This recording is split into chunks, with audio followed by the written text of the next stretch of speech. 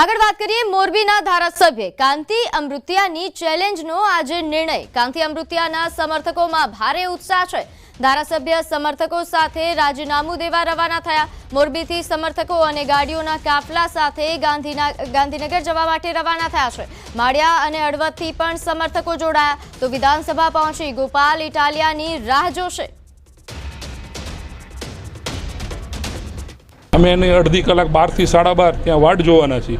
ગોપાલભાઈ રાજીનામું આપે એટલે ધારાસભ્ય શ્રી કાંતિભાઈ અમૃતિયા પણ રાજીનામું આપવાના છે। ગોપાલભાઈ જો આવે તો અહીંયા લડવા માટે દરેક કાર્યકર્તાઓ તૈયાર છે। એવું નથી કે કાંતિભાઈ એકલા છે એમ। કાંતિભાઈએ 30 વર્ષ સુધી કામ કરેલું છે મોરબી જિલ્લાની અંદર। આજથી 30 વર્ષ સુધી કામ એને ઘણા બધા કરેલા છે। ગોપાલભાઈ અહીંયા આવ્યા તો એમને શું કામ કરેલું છે એટલે ગોપાલભાઈ બેસીને વાતો કરે છે। દરેક વાતો કરવી અને એનું કામ કરવું એટલું સહેલું નથી। તો મને ખ્યાલ નથી આટલો ઉજવ છે। આવો તો ચૂંટણીમાં મેં ઉજવ નથી જોયો। કાર્યકર્તાનો ઉજવ છે એની સાથે ગાંધીનગર જાય છે ને ગાંધીનગર ગયા પછી ખબર પડે। આ મામલે વધુ વિગત સાથે આપણી સાથે સંવાદદાતા અતુલ જોડાઈ ગયા છે। અતુલ, આજે લાગે છે કે રિઝલ્ટ આવી જશે કાંતિ અમૃતિયા સમર્થકો સાથે ગાંધીનગર જવા રવાના છે અને ત્યાં ગોપાલ ઇટાલિયાની રાહ જશે, એટલે આજે ચેલેન્જ હતો એનો આજે નિર્ણયનો દિવસ છે। વધુ વિગતે જણાવશો।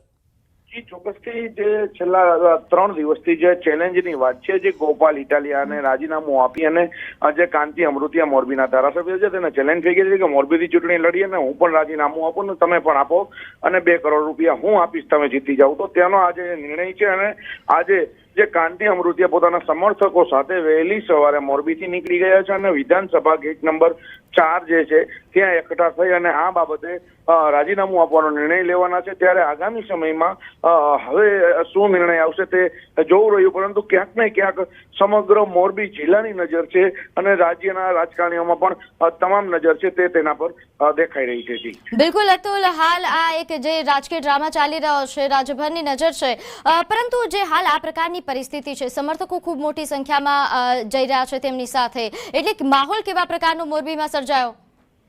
ચોક્કસથી જે મોરબીની વાત કરવા જઈએ તો મોરબીમાં ચેલેન્જ આપનારની સાથે જ સમર્થકોએ પણ વિડીયો વાયરલ કર્યા હતા। તો બીજી બાજુ વાંકાનેરના ધારાસભ્ય જીતુ સોમાણી પણ તેના સમર્થનમાં આવ્યા હતા।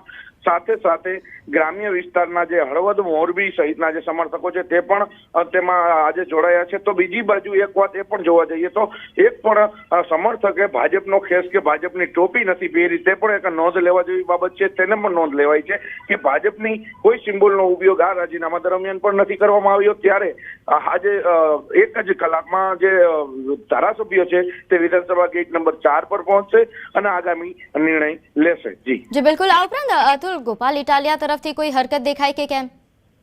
જી હાલ સુધી ગોપાલ ઇટાલિયા કે તેના સમર્થકો તરફથી કોઈ જે હરકત દેખાઈ નથી, પરંતુ જે ગઈકાલે ઈશુદાન ગઢવી દ્વારા જે એક જાહેરાત કરવામાં આવી હતી કે ભાઈ રાજીનામું તો અમે જીત્યા પછી આપવાનું હોય છે, તેને સિવાય જે ગોપાલ ઇટાલિયા જે ચેલેન્જની સ્વીકાર્યા પછીનો કોઈ પણ વિડીયો જાહેર કરવામાં નથી આવ્યો। ત્યારે સૌ કોઈની નજર કાંતિ અમૃતિયા શું કરે છે તેના પર છે। કાંતિ અમૃતિયા રાજીનામું આપે છે કે ફક્ત રાજકીય ડ્રામા છે તે હવે આગામી સમયમાં ખબર પડશે। ટૂંક જ સમયમાં 2 જ કલાકની અંદર આ વસ્તુ ક્લિયર થઈ જશે। જી બિલકુલ, આભાર અતુલ માહિતી આપવા બદલ। તો આ તરફ 21 લાખ પડાવનાર નકલી આઈએસ ઝડપાયો છે। પોલીસે ઋષભ રેડ્ડી નામના આરોપીને ઝડપી પાડ્યો। નકલી આઈએસ બની મહેસાણાના વિસનગરમાં એક શખ્સ સાથે છેતરપિંડી કરી હતી। ફોન પર કહ્યું હતું કે તમારા મિત્રને ત્યાં રેડ પડી છે અને તેના 600 કરોડ મારી પાસે છે, પૈસા છોડાવવા હોય તો હું કહું એમ કરો કહીને પૈસા પડાવ્યા હતા। પોલીસ અને અન્ય આરોપીઓની હજુ શોધખોળ ચાલુ છે। નોંધનીય છે કે આરોપી અમદાવાદના શાસ્ત્રીનગર ખાતે